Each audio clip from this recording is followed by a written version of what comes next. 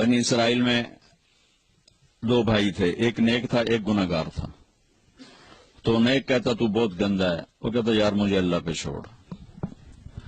وہ روز اس کو تو بڑا گندا ہے، وہ کہتا یار مجھے اللہ پہ چھوڑ. تو ایک دن کہنے لگا تیری بخشش نہیں ہو سکتی اللہ کی قسم. قسم اٹھا لی، وہ دونوں مر گئے. تو اللہ نے وہ اس عابد سے کہا تو نے اتنی بڑی قسم کیوں اٹھائی کہ اس کی بخشش نہیں ہو سکتی؟ تو ٹھیکیدار، چل بے تو جا جنت میں. اگر تو نے میری رحمت کو پابند کیوں کیا، اس کو ڈالو جہنم میں. تو کسی مسلمان کو حقیر نہ سمجھو، سب کو عزت دو. ہمارا کام تو گلے لگانا نا کہ نفرت کا. مثلا ایک آدمی آپ کے نزدیک غلط ہے تو وہ سمجھو وہ مریض ہے، تو مریض کا علاج ہوتا ہے کہ مریض کو ہسپتال سے نکالا جاتا. تو بھائیو میں آپ کی منت کرتا ہوں کہ یہاں آپ امت بن کے رہو، مسلم بن کے رہو. جو تمہارا عقیدہ ہے، جو تمہاری سوچ ہے، اس کو گلے سے لگا کے رکھو، لیکن دوسروں کو احترام دو، عزت دو، سب کو اپنا سمجھو. سارے ہم نے تو غیروں کو اپنا بنانا تھا، ہم نے اپنوں کو غیر بنا تھا. تو کتنی بڑی ظلم و زیادتی کی بات. جس کے دل میں ذرہ کے برابر بھی ایمان اٹکا رہ گیا ایک دن جنت میں جائے گا.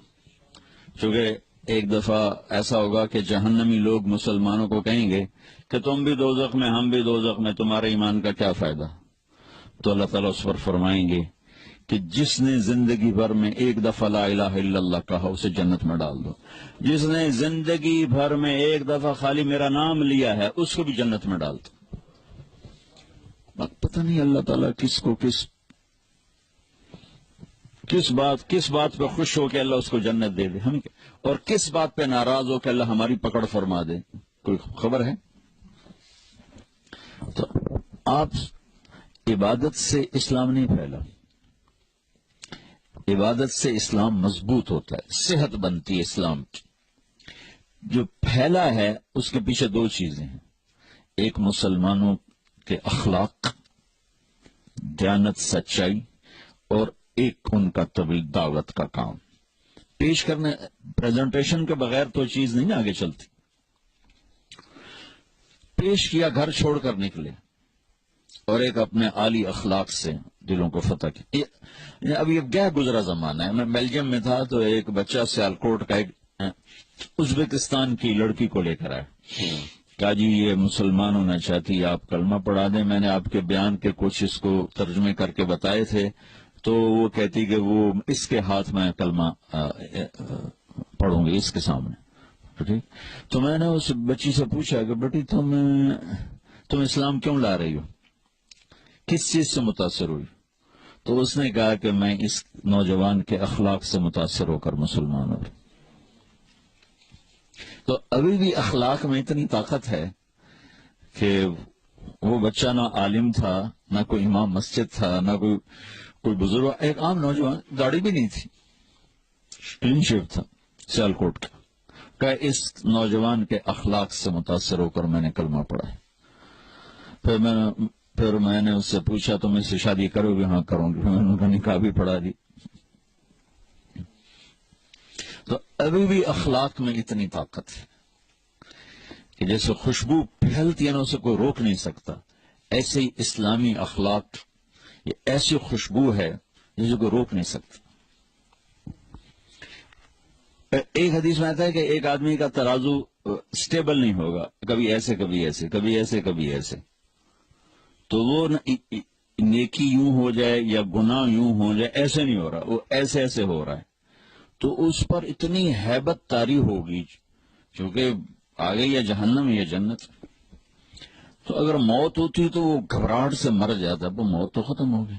تو ادھر میں ایک ایسے بادل سا آئے گا اور اس کے رائٹ ترازو میں بیٹھے گا اور اس کو بالکل ایسے کر دے گا تو اس کی جان میں جان آئے گی اور اس کی جنت کا اعلان ہوگا.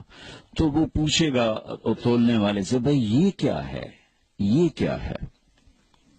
تو فرشتہ کہے گا یہ تیرے اچھے اخلاق ہیں جنہوں نے آج تجھے بچا لیا. اب اچھے اخلاق تو 24 گھنٹے کی ڈیلنگ کا نام ہے نا، 24 گھنٹے کی ڈیلنگ اچھے اخلاق.